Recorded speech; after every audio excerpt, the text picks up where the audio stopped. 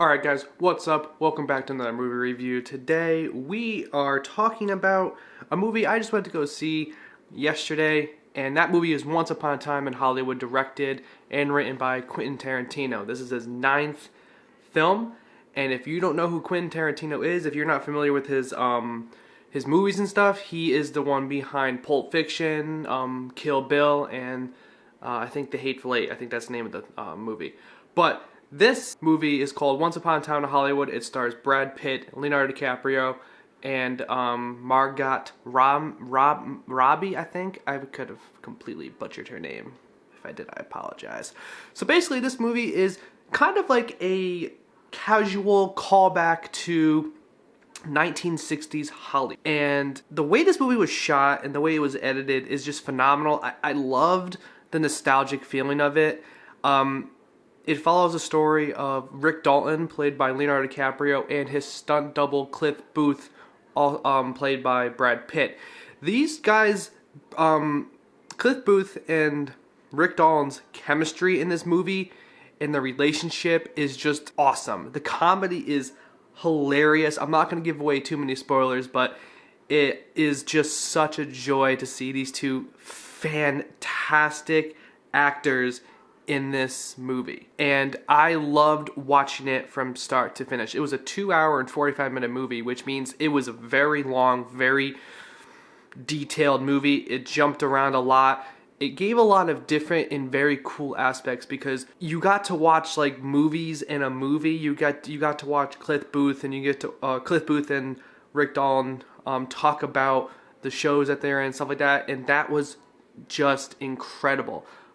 Cliff Booth in this film, he's a stunt double, and I feel like he kind of steals this movie towards the second act from Leonardo DiCaprio's character, which is Rick Dalton, and just because he kind of gets into this whole like demeanor and altercation with the Manson clan, Charles Manson and his like cult of females and stuff like that. And it set it up, and it made it for such an amazing, like, kind of like, just altercation between the two. They also have, like, they have Roman Polanski kind of in the movie, kind of. He doesn't really have any lines or significance, but he's in the movie. You get to see him a lot, and it's just kind of, I feel like just kind of a reference, not really supposed to do anything to the actual movie. You also have someone playing Bruce Lee in the movie, which was actually kind of funny. His whole scene with Brad Pitt is hilarious. We have some kind of stuff with Brad Pitt's character that we don't really dive into his backstory and his character, because he's like a phenomenal fighter. He's like a war vet, they said, but they don't really ever go far into his character to a point that like you kind of can understand where he's coming from.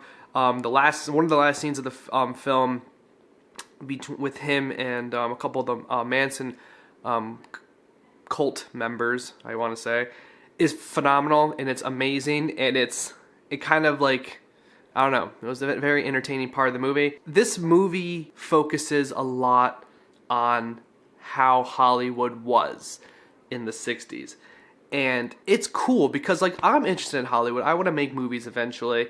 And seeing something like this that makes it super clear, and not clear, but it gives you like the idea of what it was like to be in the business in the 60s. The comedy in the movie was very well placed. It was very well done. It was funny. It was very useful in certain situations where the movie itself was kind of lagging. The comedy kind of picked it up, but it never fully saved it. That's one of the things kind of negatives I have about this movie, and some Quentin Tarantino movies just in general.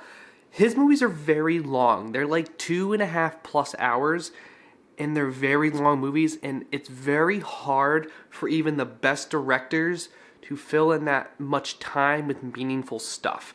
So this movie does have some pacing issues. The middle of the movie is you kind of just like don't really know what's going on. You do, but it's like it's very weirdly placed, and stuff's kind of all over the place during the middle of the movie. But what saves this movie and what makes this movie so phenomenal, in my opinion, is Brad Pitt's and Leonardo DiCaprio's characters. They are so good together. This movie is definitely worth a see. It's definitely worth the money.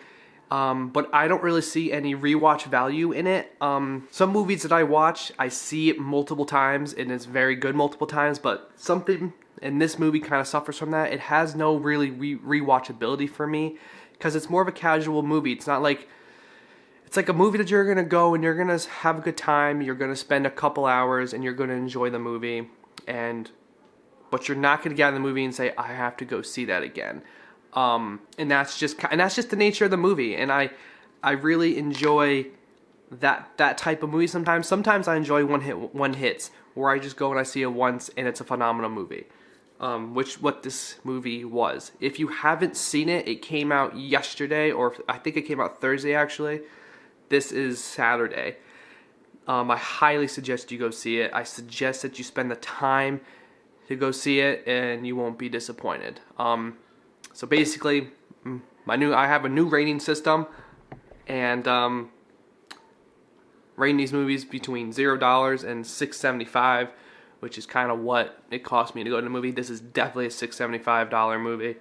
Go see it. Or if you're at a movie theater where it's more money, just go see it. Phenomenal movie. Not one of Quentin's best films, but by no means a bad film. So thank you guys for watching. Like if you like it. If you don't like it, comment, tell me why. I'm taking any kind of criticism, trying to get a style and a rhythm for these movie reviews, but, you know, everyone got to start somewhere. I'll talk to you guys later. Peace.